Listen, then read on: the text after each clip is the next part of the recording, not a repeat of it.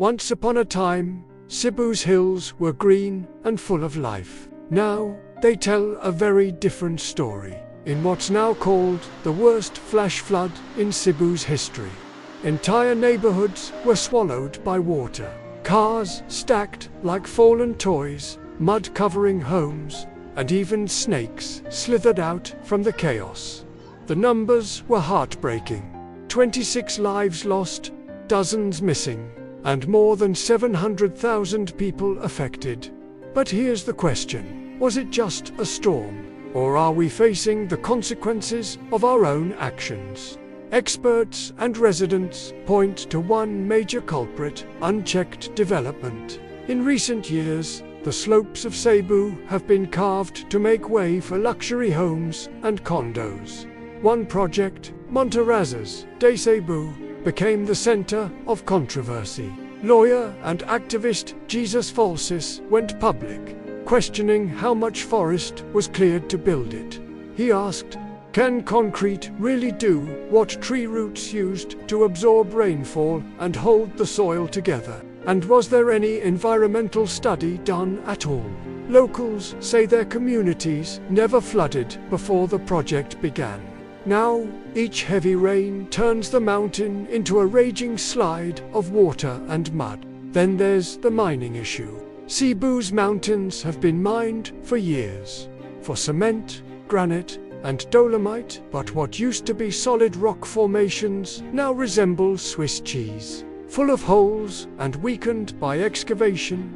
Big companies like APO, Cement, Republic Cement, and Dolomite Mining Corp have operated in the area for decades. And yes, the white sand for Manila Bay's Dolomite Beach came straight from Cebu.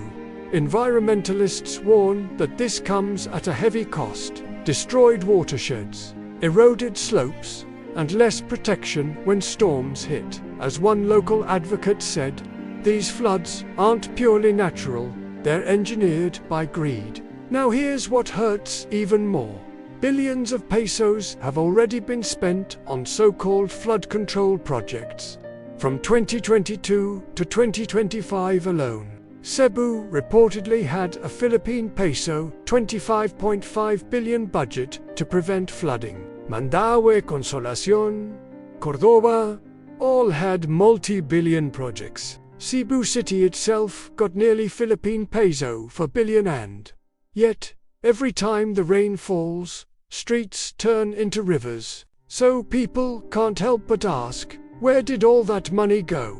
Of course, climate change is part of the story too.